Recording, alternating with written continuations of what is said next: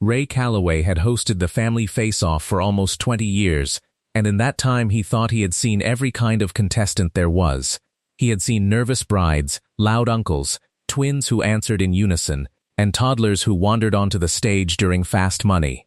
But on a warm Thursday afternoon, a 96-year-old man in a brown cardigan shuffled up to the buzzer, gave one answer in 5 quiet words, and made Ray Calloway lose it completely.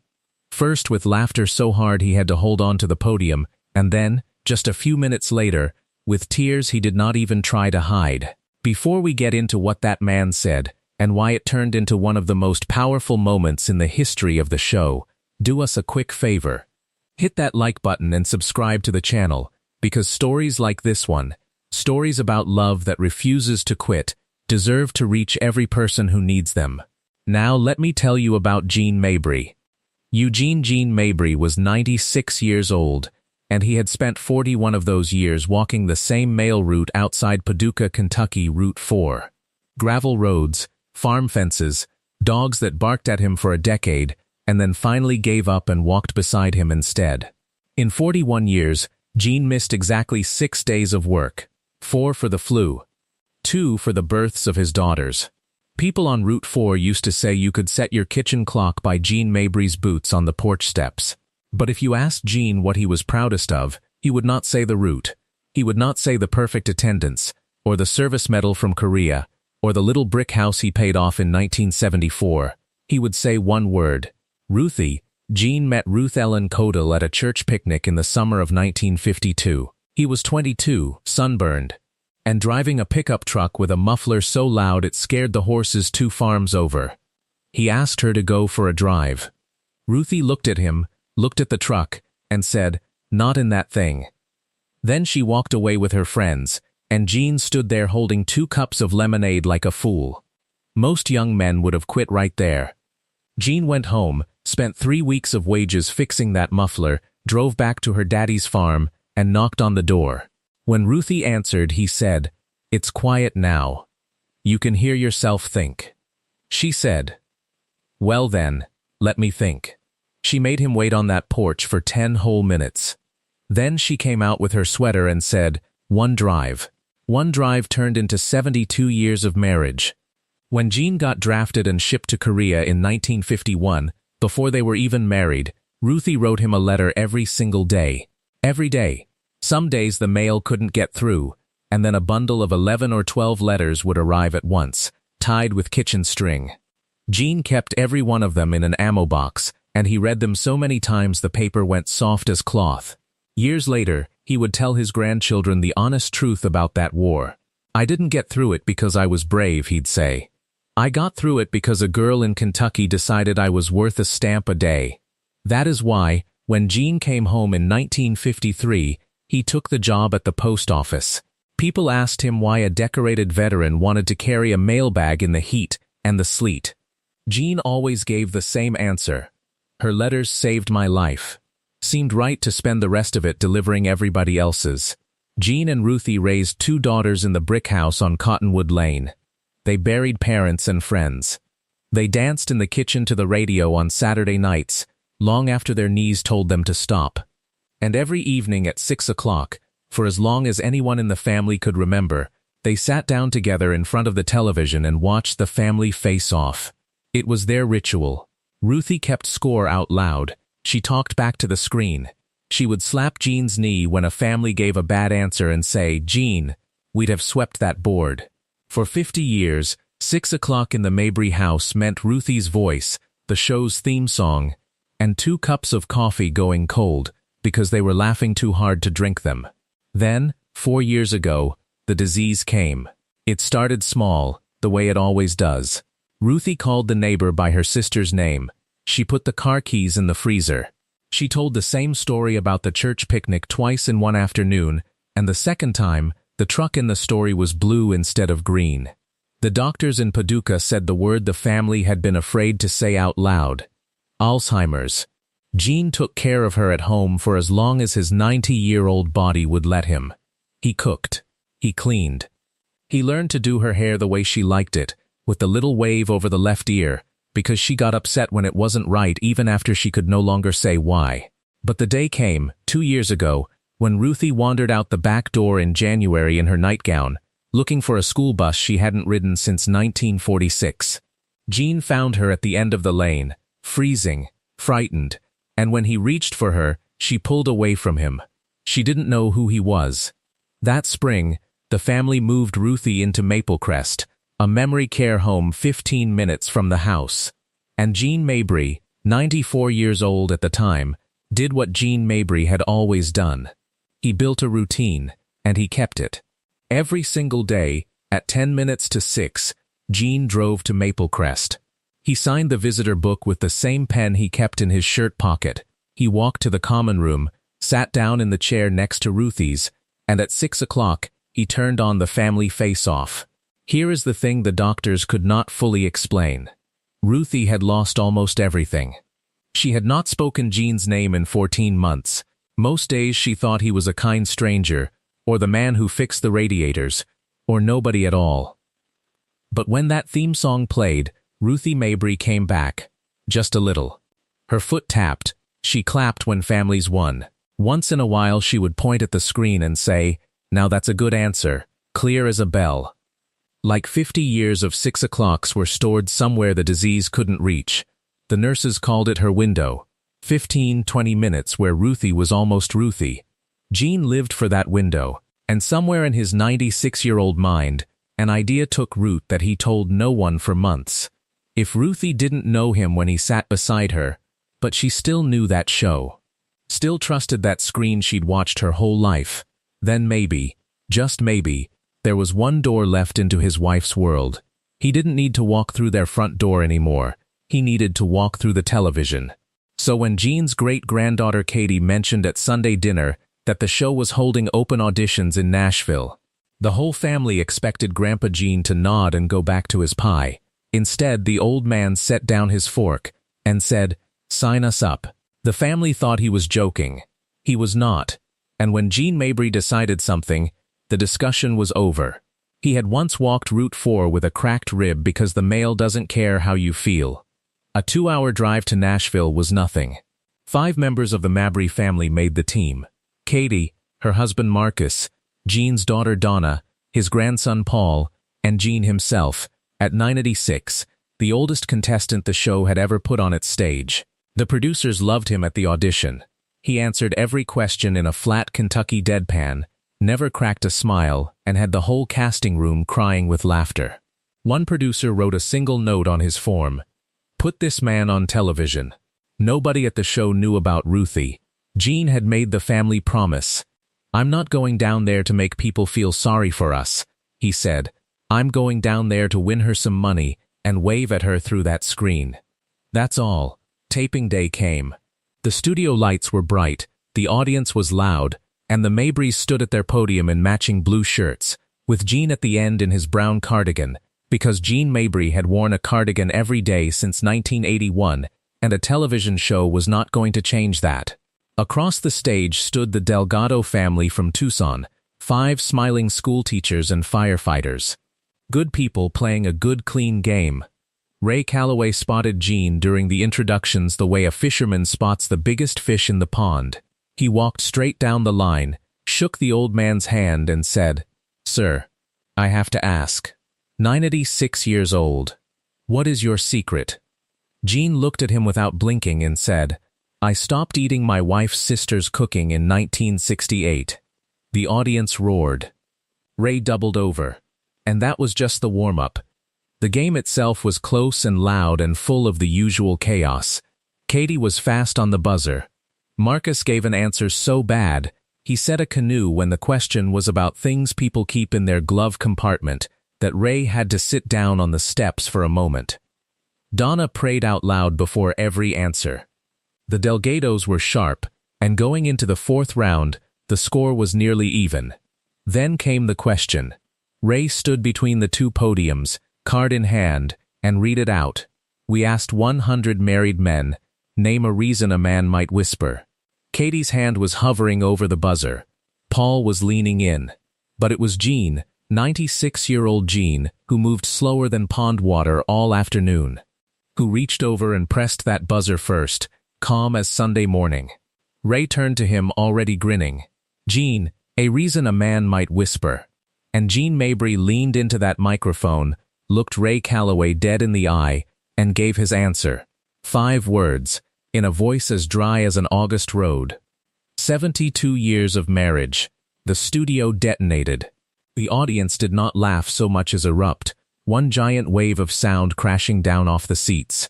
Ray Calloway lost it completely. He staggered backward like the answer had hit him in the chest. He tried to read the next card, couldn't, took his glasses off, wiped his eyes, put them back on, looked at Gene, and lost it all over again.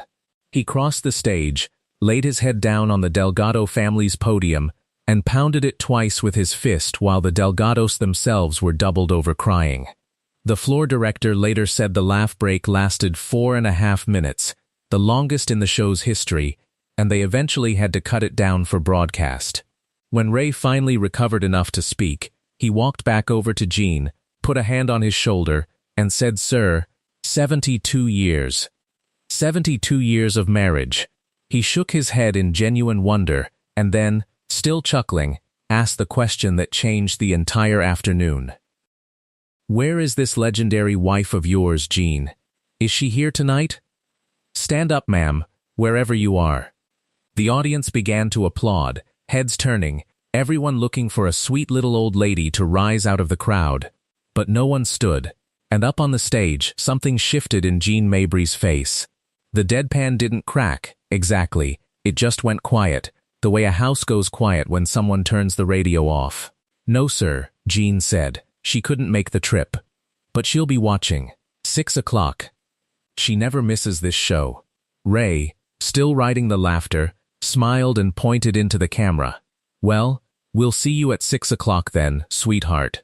And the game rolled on, because games do.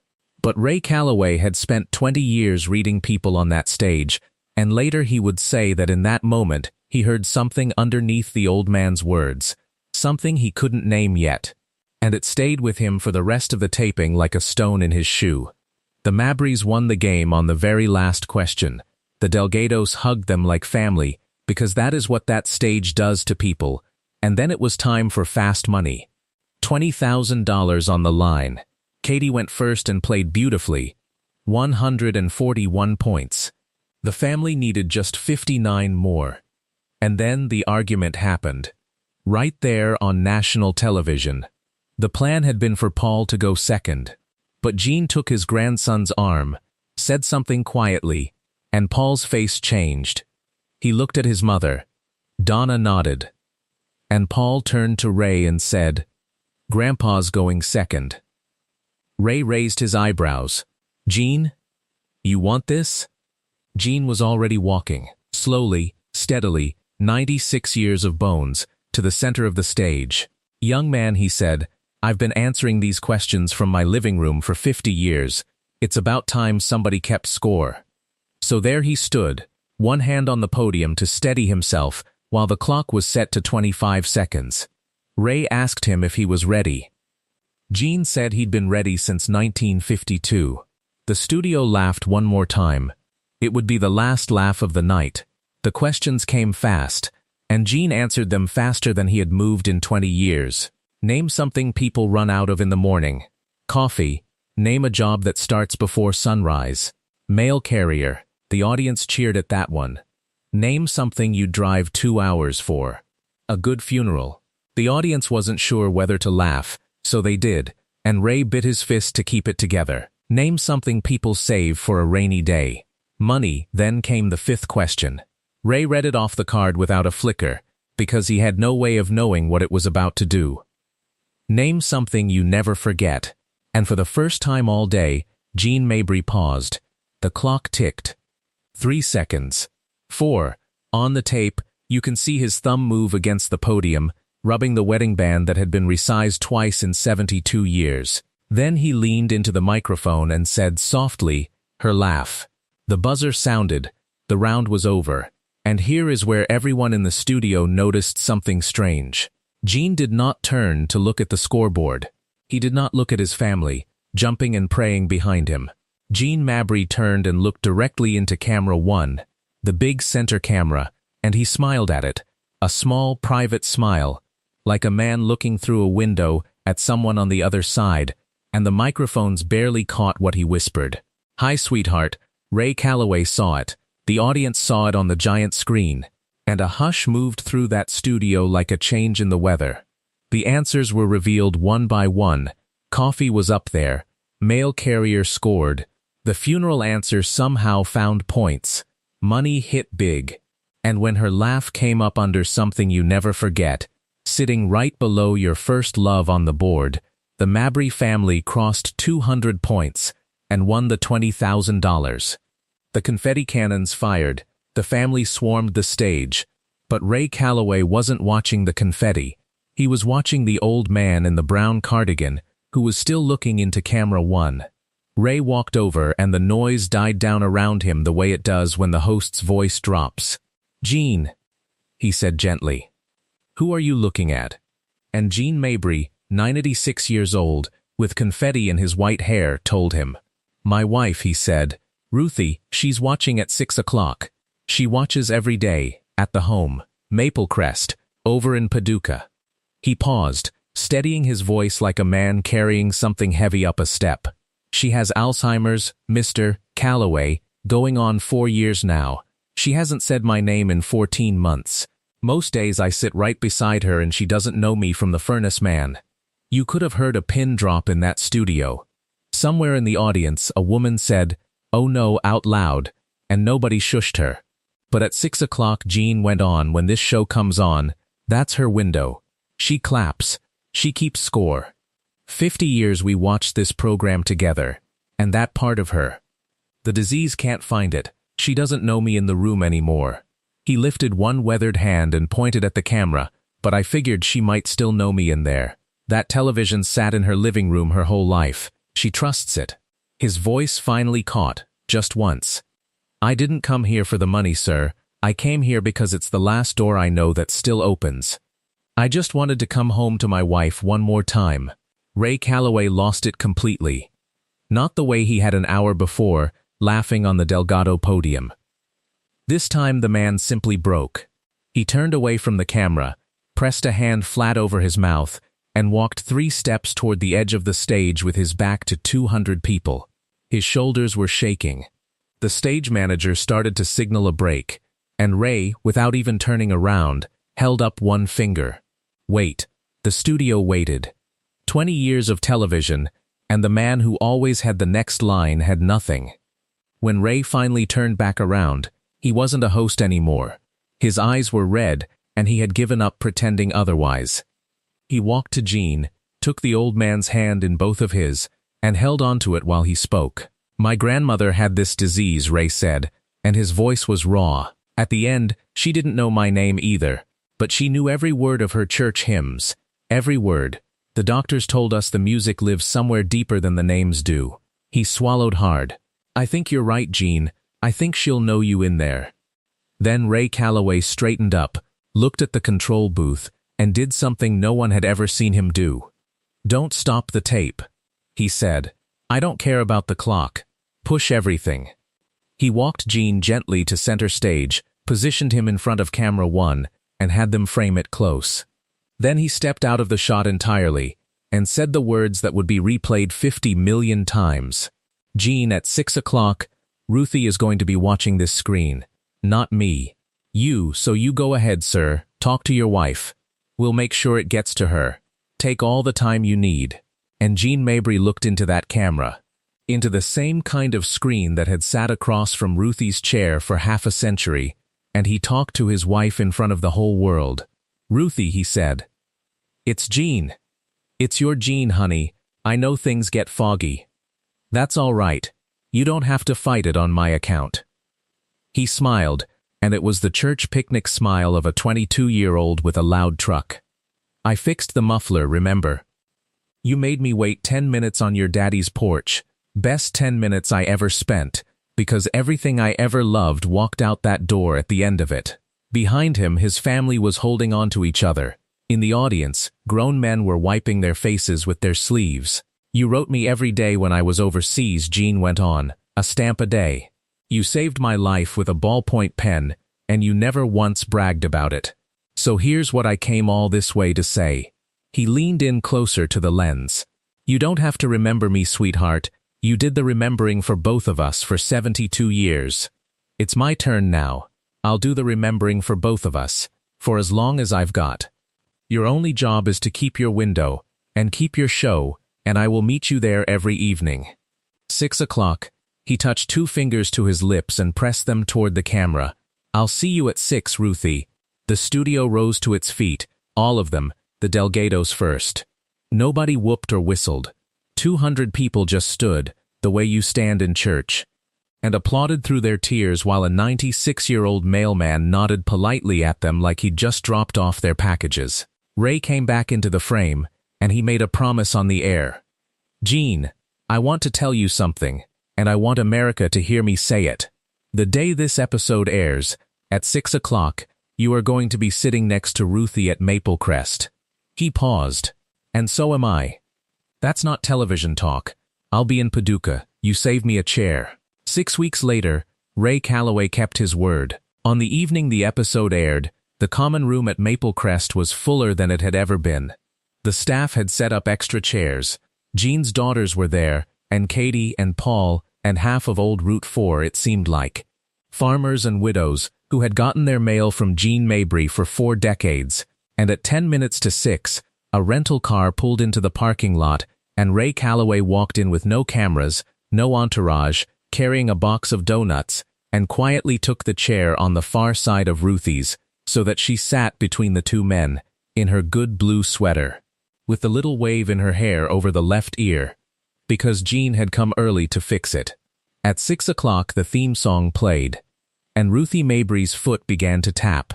She clapped at the introductions, the way she always did. She watched the families come out. And then the camera found the Mabrys in their blue shirts, and there at the end of the row stood a slim old man in a brown cardigan. The nurses said later that they saw it happen.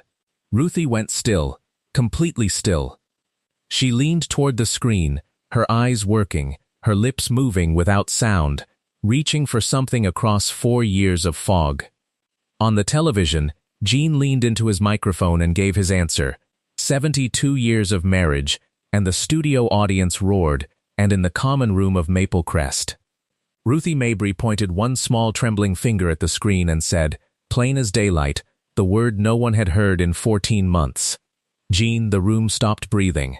Ruthie turned to the stranger sitting beside her, the kind man who came every evening, and she looked at his face like a door opening, and she said, Gene, that's you. There's my Gene. He's on my show. And then she laughed. She laughed her laugh, the one from the board, the one you never forget, and she took his hand, and she patted it twice the way she had been patting it since 1952, and she said, well, don't just sit there, honey. We'd have swept that board. Gene Mabry put his other hand over hers and did not say a single word, because he could not. Across the room, nurses were crying into their sleeves. Katie had her phone out, shaking so badly the video wobbles, and Ray Calloway, the man with 20 years of television words, sat in a plastic chair in Paducah, Kentucky, with tears running freely down his face, watching a 96-year-old man get 60 seconds of his wife back. The window closed again, the way windows do. By the end of the episode, Ruthie had drifted, and the kind stranger was a kind stranger once more. But Gene told the family that night, in the parking lot, the thing that people all over the world would later repeat. The disease took 4 years, he said. Tonight it gave back 1 minute.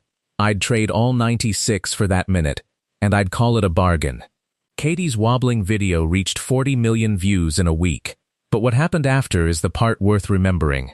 Maple Crest started calling their 6 o'clock viewing the 6 o'clock club, and within months, memory care homes in dozens of states had started clubs of their own. Same show, same time, families invited. Because the doctors kept saying what Ray's grandmother had proved with her hymns, the old rituals live somewhere deeper than the names do. The show itself began ending certain episodes with a 30-second message from a family to a loved one with memory loss, speaking straight into camera one, straight through the last door that still opens.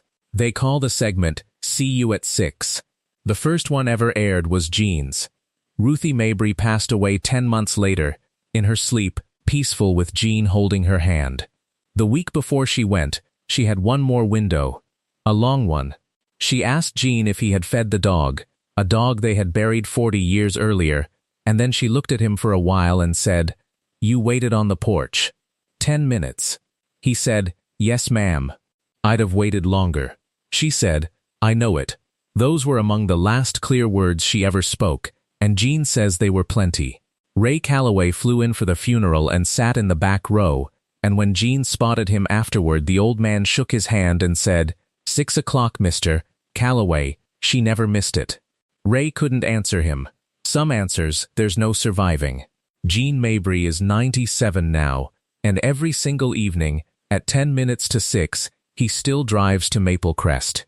He signs the book with the pen from his shirt pocket, walks to the common room and turns on the show, not alone, but surrounded by residents whose own families live too far away to visit, folks with fog of their own. He keeps score out loud for all of them, the way Ruthie used to. He does the remembering for everybody now, because that's what a mailman does. He delivers what people are waiting for, in the heat and the sleet, every day, right on time. If this story touched your heart the way it touched everyone in that studio, do 2 things before you go. First, hit that like button and subscribe to the channel and share this story with someone you love. Because there are families sitting in that fog tonight who need to hear that the window still opens. And second, if there's someone in your life you've been meaning to visit, don't wait for a television show to carry your voice to them. Go see them, sit with them, find their 6 o'clock, and meet them there. Because Jean Mabry taught the whole world a lesson that no disease can ever take away. Love doesn't need to be remembered to be real. It just needs someone faithful enough to keep showing up.